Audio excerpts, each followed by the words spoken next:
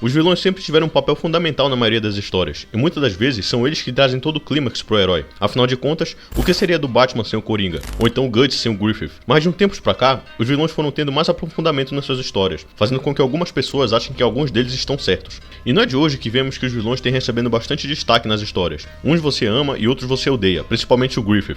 Eu os sacrifico.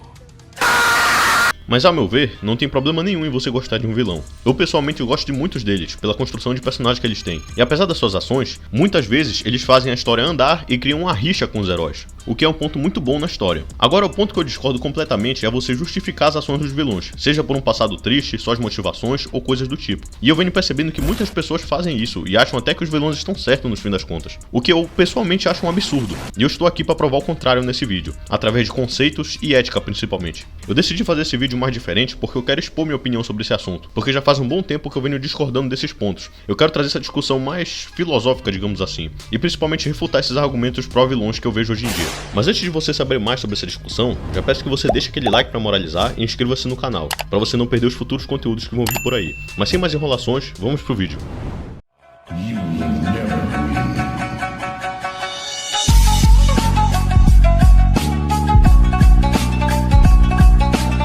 Não é novidade pra ninguém que um personagem dentro de uma história tem um determinado papel, seja pra fazer o bem, o mal, ou simplesmente fazer aquilo que ele quer ou acha correto. Mas todas essas ações têm consequências, e são elas que ditam os papéis que esses personagens têm. E eu sei que você já quer entender por que eu coloquei esses personagens na thumb do vídeo, mas calma. Calma, Maria do Bairro. Respira um pouco e vamos nos questionar. Qual a diferença entre herói, anti-herói e vilão?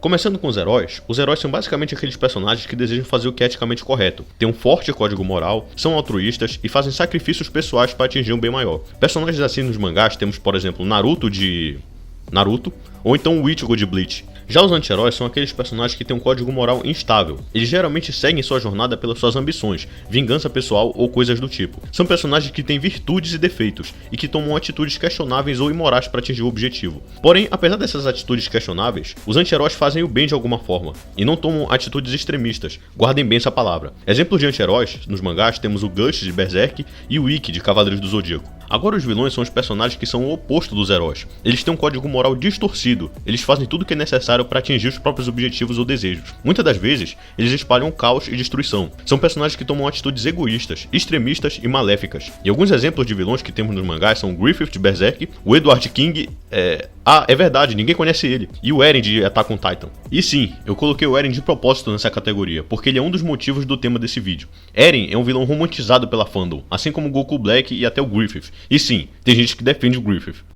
What the fuck? Mas eu vou explicar melhor esse assunto. Mas antes disso, o que faz um vilão ser um vilão? Sim, eu sei, eu acabei de dar a definição de vilão no tópico anterior, mas eu quero aprofundar mais isso. Não é de hoje que vemos que vilões não são simplesmente personagens malignos e que querem dominar o mundo. Muitos vilões são bem mais complexos que isso. Eles têm um passado sombrio e motivações que realmente trazem empatia para o público. Motivações e crenças que são compreensíveis até. Porém, o que torna esses personagens vilões, de fato, são suas ações. Os vilões podem ser aqueles personagens que são malignos, egoístas e que só querem ver o circo pegar fogo mesmo. Mas eles também podem ser personagens que só tomam atitudes extremistas e cruzam os limites da moralidade para atingir o objetivo. Por mais que você compreenda as suas motivações, você não pode negar que as suas ações são erradas e moralmente incorretas. E é justamente por isso que um vilão nunca está certo. Ah, e outra coisa, não confunda vilão com antagonista. Antagonistas são personagens que simplesmente se opõem ao protagonista, não necessariamente são vilões. Por exemplo, em um filme do Coringa, o protagonista é o próprio Coringa. Mas se nesse filme ele lutar com o Batman, por exemplo, o Batman passa a ser o antagonista da história.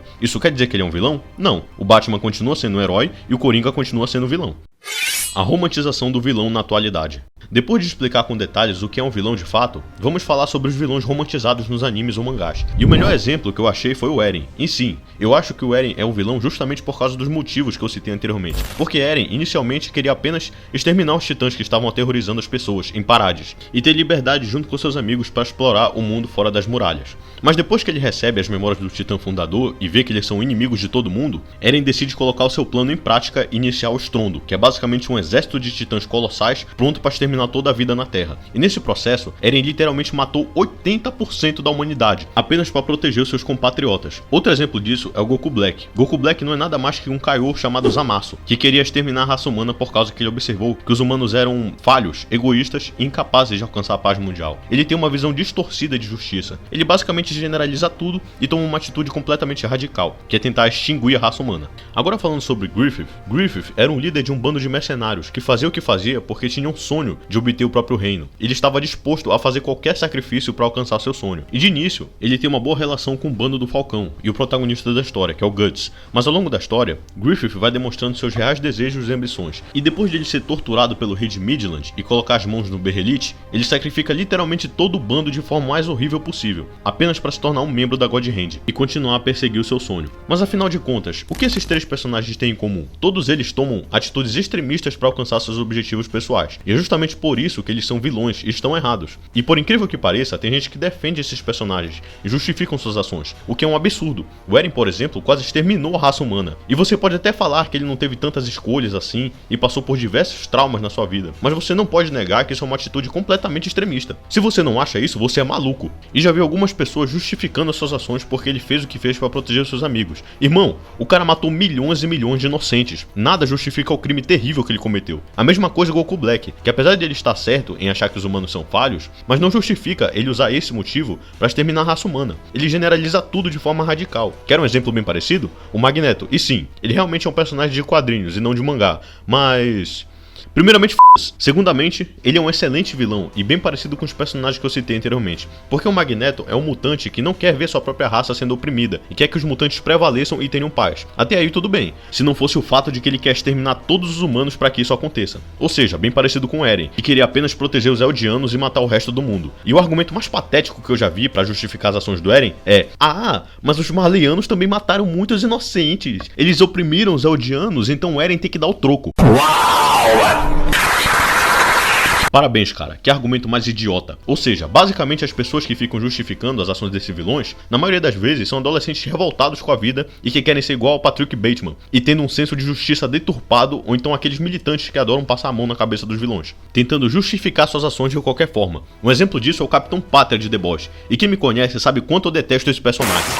E geralmente quem defende ele diz: mas você tem que entender que o Capitão Pátria teve um passado sofrido. Ele foi parte de uma série de experimentos científicos e traumáticos que moldaram sua mente.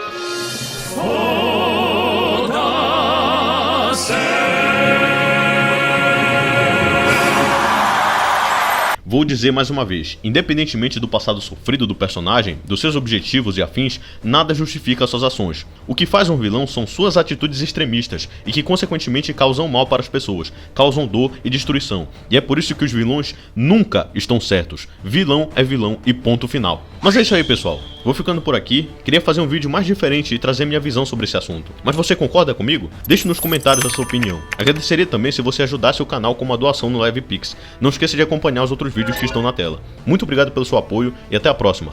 Fui!